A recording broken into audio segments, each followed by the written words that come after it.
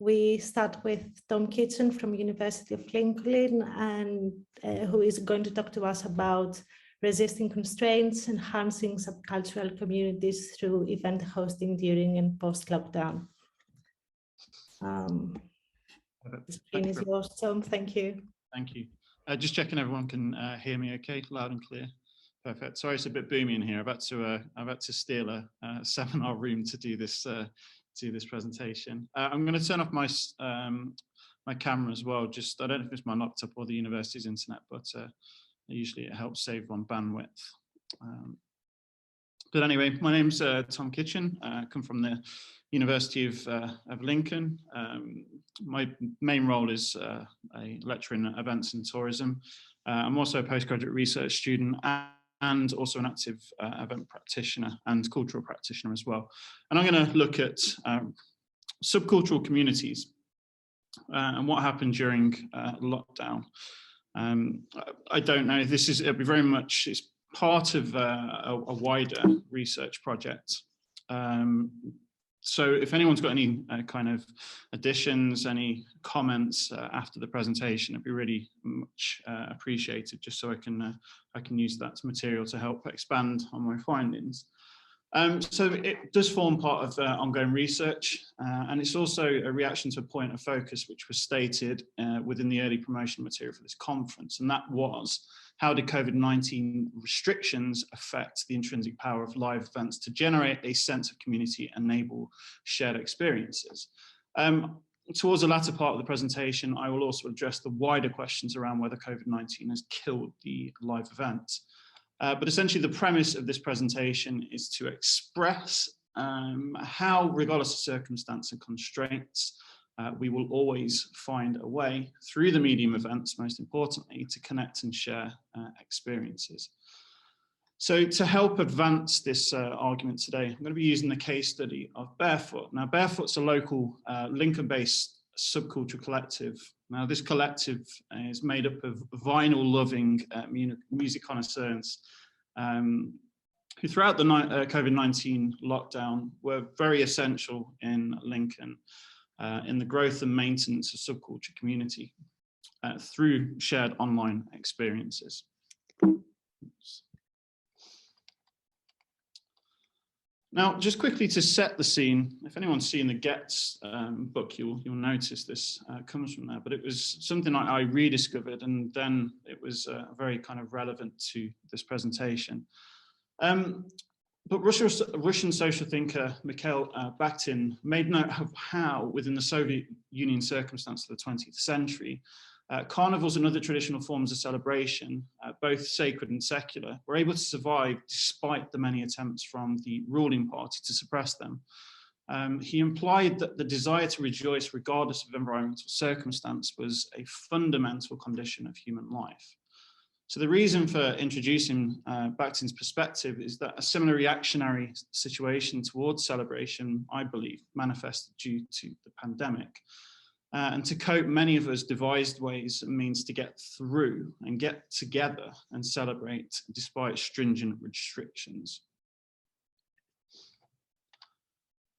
Now, I think we all know in the room that the restrictions have had a catastrophic effect on the live events industry, though obviously they were necessary. It's resulted in unemployment, the folding of companies, and then also frustratingly a disregard from politicians globally to support this industry. So it's fashioned and has fashioned a upsetting time, a bleak time, including for myself, for those that call the event sector a workplace, or those that, and the case of today, some of those that have venues and or promoters or curators, generally those that deal with events had a bit of a troubling time. It was also disappointing for millions of event goers who used events to meet their leisure and business needs as well. But I think one of the great things about this industry is that as professionals, we are quite the reactive and innovative bunch. So that, coupled with the social need to celebrate, communicate and experience from members of the public, it was inevitable that creative methods and new mediums would manifest that would allow us to connect, engage, and experience in different ways.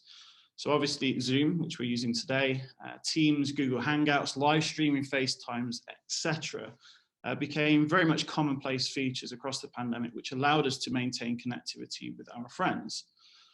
And this connectivity allowed for the transition of events from the physical to digital.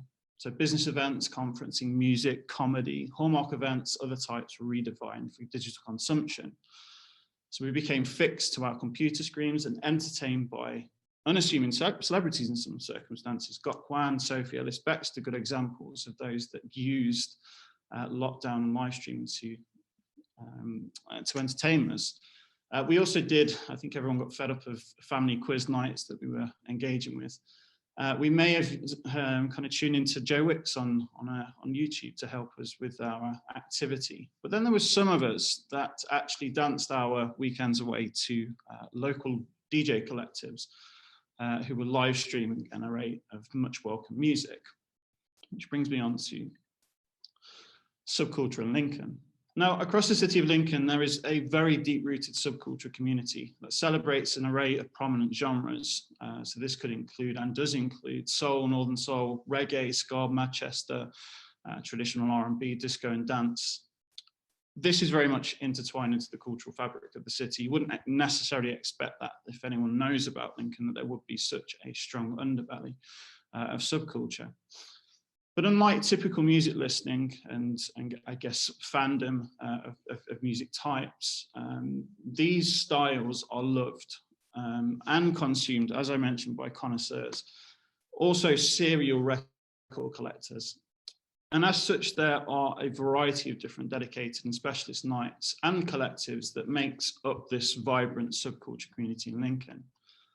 Now, during the pandemic, one of these collectives, Barefoot, which was already an established and celebrated night, actually became the paramount platform for local live stream DJ occasions. So organised live stream events on the Barefoot Facebook group became a regular weekend occurrence. Now, the events featured a packed out programme of eclectic DJs playing an array of different genres.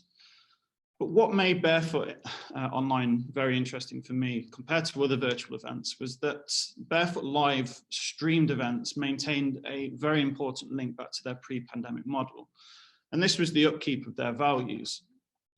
Now, the values were maintained by implementing similar standard rules of operation into the online situation. And the first rule was to maintain, which I think is one of the greatest mottos, but an absolutely all-inclusive, leave your egos at the door, no nonsense approach. That was the motto that they went by. The second rule was that the format played whilst she was live streaming would be preferably vinyl. And then the third, which was not too much of a problem, but what was in a physical sense a 30-minute set was reduced to 15 to make way for more amateur DJs, because if you had access to a record player and a smartphone, tablet or laptop that had the capacity to live stream onto Facebook, then as long as you adhered to the rules that I just mentioned, anyone could be a DJ. And this resulted in many people becoming DJs. Now, with this model, the key, I guess the key theme or the key word was inclusivity. So inclusivity has always been an important kind of component of the Barefoot model. And it has been vital towards their kind of success on a local level. But the transfer of values to online, well, to their online events made sure that this inclusiveness was essentially maintained. So everyone was made welcome in this particular capacity. Now, across the course of the pandemic, these live stream events generated a high level of activity and viewership. The consequence of this steadfast activity as well was that the followers of Barefoot's Facebook group increased substantially in a matter of months. Now, this is important for several reasons. So first was that engagement with general content increased as there were more contributors, and then also more forms of regular non-pandemic related dialogue and content sharing. This naturally improved engagement and helped further augment the already central social philosophies found within this group. And essentially Barefoot, through the power of its music-based foundations, provided an outlet and also a virtual space to escape mundanity. But the most important aspect, I believe, of Barefoot, and I guess a poignant role during the lockdowns, was its capacity to help those struggling to deal with the pandemic. Now, I've got some comments towards the last slide, which hopefully you can zoom in and see some of those, but they are some quite powerful comments. But ultimately, Barefoot helped reignite, cement, and also inspire people's musical interests. It became an important social space and provided purpose to otherwise simplified lifestyles. It was also highly valued given the sheer enjoyment of engaging with friends and like-minded individuals within this capacity. And since the restrictions have lifted, the strengthening of community that happened during the actual lockdown has intensified the purpose and value of Barefoot's physical gatherings. So the pandemic has helped augment that model in the physical state. And as a collective, members, like many of us, have appreciated the fragility of life and have recognized that we should not take membership to such groups for granted. So there is now much more of a sincere state of fearing to miss out. People don't want to not go, they attend, and they attend well. So just to quickly wrap up, Barefoot was just one of the many examples of subcultural communities in Lincoln shifting the dynamic of their conspicuous, highly visual nights in a physical state to a conspicuous, highly visual and fast-paced activity online, which equaled, if not heightened, previous physical successes. Now, success manifested in the virtual context because lockdown event experiences were made more profound because everyday distractions were reduced. An occasion was often special and not enveloped by choice, therefore resulting in participants and also audiences looking forward to a single occasion. As a result, anticipation was reinstated into the overall experience, which resulted in these communities maximizing on the opportunity to virtually connect with friends when the event eventually came around. And moreover, experiences were not prescribed or forced. They were community envisaged, organic, and arguably free. Now, arguably, again, we could say that the organicism of these occasions allow for the formation of authenticity, and authenticity being in relation to the intrinsic power of virtual events to generate, maintain, and cultivate a sense of community and also profound shared experiences. And to end, the virtual connectivity, maintenance, and augmentation of community in relation to the wider context of this conference would suggest that there is now even more social purpose and value in attending live physical events. The virtual event has helped to readdress the components of events, seemingly aiding in strengthening the social meaning and social worth of physical gatherings, and refuting the capitalistic modes of practice seen so heavily pre-pandemic. And in my humble opinion, the pandemic has presented us with the intelligence to grow the live event into something much more robust, interesting, and purposeful than before. And can we say with confidence, long live the events or the live events? Yes, I believe so. Now, just my final slide, if you can see those, is just some of the comments that the Barefoot community allow me to share with you today of their relationship, I guess, and what Barefoot meant to them during the pandemic. And as you can see, there's some quite profound ones there. But that's my presentation. So thank you very much for listening.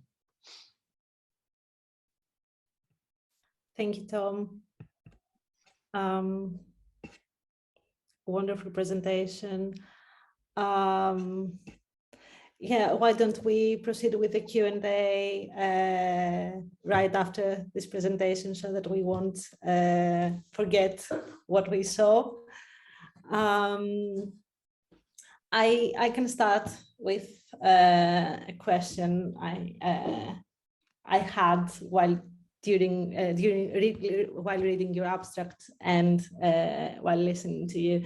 I was wondering if you think there is a difference on how different generations within the community perceive this notion of social unity through the online, actually.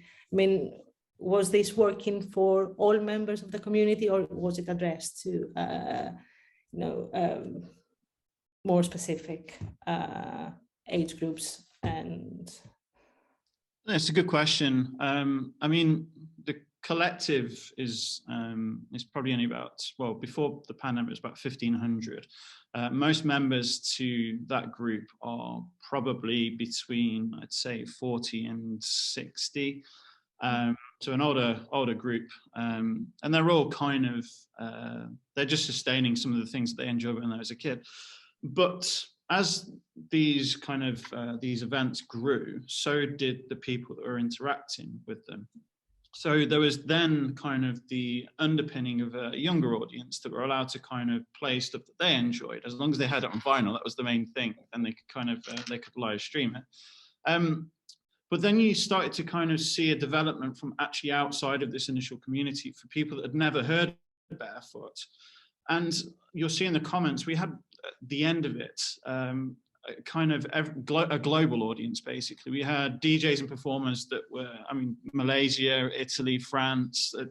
So it started out, and then as it grew, it became relevant to everyone. You know, it wasn't, I think it did something that sometimes these kind of subcultural communities can do, is that it didn't alienate. Now, if anyone's kind of tried to deal with these people before, sometimes they're very proud of their kind of their collection and their collective, and sometimes they're a bit kind of, I don't know, standoffish when it comes to engaging with new people. But this was very much about how can we use music to help people through this particular period of their life, and I think it really achieved that.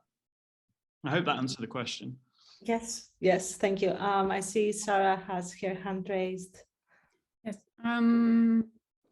my question is about how technologically advanced or ambitious these meetings were, because it was interesting for me now thinking back to the panel discussion, where it was very much about developing artistic products, sorry to use that word, for digital events. You know, whether, what set of skills were required from both, DJs and listeners, and whether there were ambitions to really explore what is digitally possible, what technology is possible. I think with the kind of the motto, the no nonsense approach was the one that they went for, and I mean, it was quite humbling really to see that as a community people helped each other get online, because not everyone had the same kind of systems and the same setup. Some had professional systems where they were linking straight in with a really clear audio feed, but others were just simply resting their phone on top of a book, for example, and trying to get themselves into shot. But I think that was what made it quite a nice environment, is that there's no kind of, as long as you could get yourself online and as long as people could hear you, it didn't really matter about the audio quality. The simple fact was that it was about connectivity and maintaining relationships during these quite tough times. And it was, if someone got into trouble, it was just a big long discussion of what to do in the chat. And it was really nice to kind of just be involved in that. So there was a no nonsense approach to that. There's no hierarchy of you're better because you've better, facilities. And interestingly, what it actually did, I think, is it's somewhat advanced people's awareness of maybe the inabilities to be their capabilities to deal with tech. And you actually found, I mean, a lot of people invest in a little bit more. So every week someone had a new kind of digital aid to help them with this. So it's quite nice like that. It was very organic how it was all happening. It was, it wasn't forced. It was just people's genuine interests in this kind of event that's stemmed a lot of extra activity, which I thought was quite nice, really, and why I thought I'd mention this today in this conference. If I can follow up on this, it looks a bit as if this subculture community already had very strong sense of community and relationships, and as you so rightly said, it was more about maintaining these bonds. And I think this is really different to what we discussed earlier today about reaching out to new audiences. And then I really wonder this anonymity. So it's very easy to, and for me, it is a big question. It has something to do with care. And, you know, these subculture and also small, this is why I say small scale solutions, these small communities are more likely to care for each other beyond the question of, will I get financial benefits from the care I don't know, I perform. And then often, particularly these big venues who, you know, don't really have this community. It works really on a service level. The care is more about, well, I need to maintain this paying customers, this potentially future paying customers. So, and I wonder whether, I mean, that must not be true. I'm only, you know, projecting my bias here. But I wonder whether, you know, this is something that subconsciously, yeah, is present in the way how we interact differently with different, well, communities and non-communities. Yeah, and I just thought, because you seem to really have an insight into this subcultural community, what is your perception of this? Absolutely, yeah. It's interestingly what it is. It's they've maintained a hobby, and because they've maintained a hobby, it doesn't come with the extra bits and pieces that trying to turn a hobby into a profession brings with it, and also because of how it manifests. It's very, you know, it is very organic in this process. It means that people connect and they relate and they have the shared, I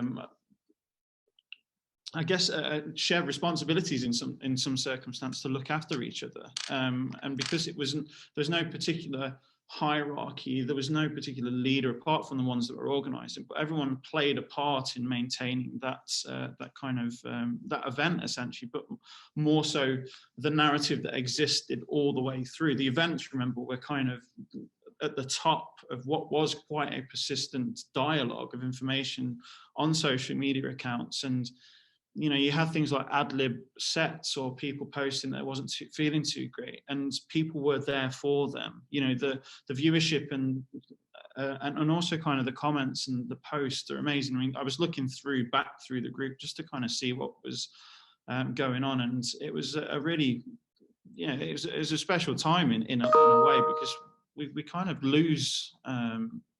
That's lost in a lot of other aspects of culture.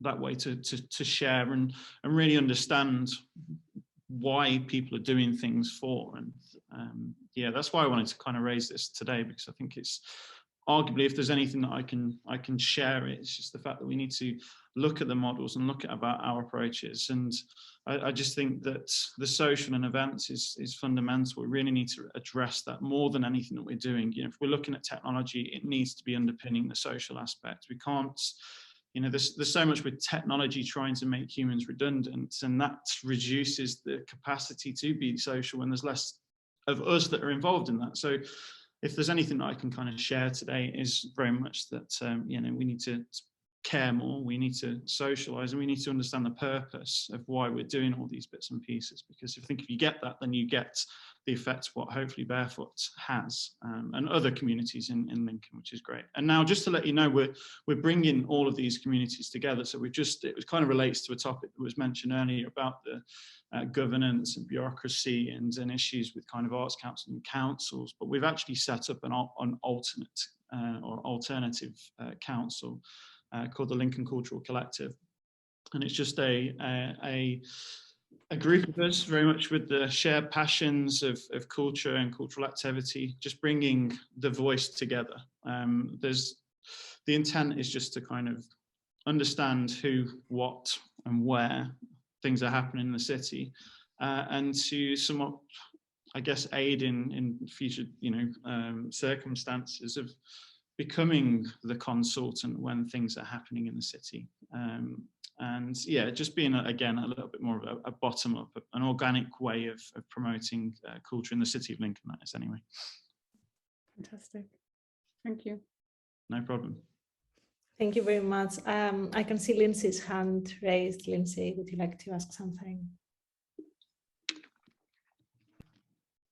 Oops, I think you're muted. Of course.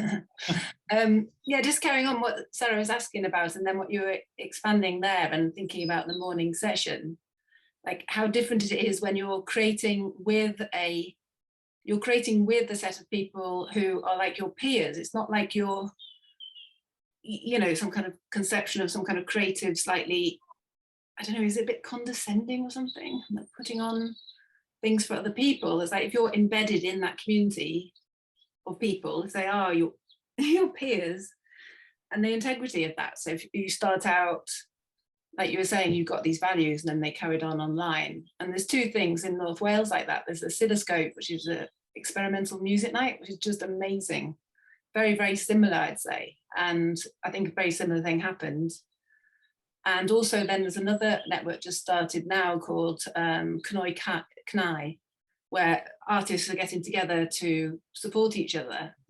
And these spaces feel more real, don't they, than 100%. Something artificially put on somehow. So much more powerful. There's just, I guess, yeah, there's Billy Bragg always said there's power in the union. You can kind of take the same kind of idea from these kind of cultural collectives, is that they're natural, they're not fabricated, they're not forced. You know, they're organic, and you can share so much with so many like-minded people. And I just think what comes out of that is just, yeah, it's really exciting. There's just so much that can be extracted from those communities to make everything else better. But then once you start to do that, then that's where it kind of then becomes managed and all these bits and pieces. So it's how do you take the essence of those communities and that activity and integrate that into something that's a bit more, you know, formal and structured. But I think there's ways of doing that. But it's made, I mean, in terms of consultancy approach, it's possibly arguably worth talking to these people of how do you do it? What are you doing so they can use their intelligence to help with the progression of other things? But isn't that the point, that you couldn't, by definition, because the thing that's made it work is this? Yeah, I guess so. But I mean, there's always going to be certain catalysts that have allowed it to happen. You know, certain circumstances and certain things that have aligned to allow for that organicism of community. And yeah, I guess you're quite right that once you start to do that, you just kind of, you're regurgitating, and it's never going to be the same, but it could have the essence of which, yeah, it gets into kind of philosophy, and then we could be here for most of the day. So yeah. Sorry, can I just, another follow-up question, and I would love to spend the rest of the day thinking into how to make this possible.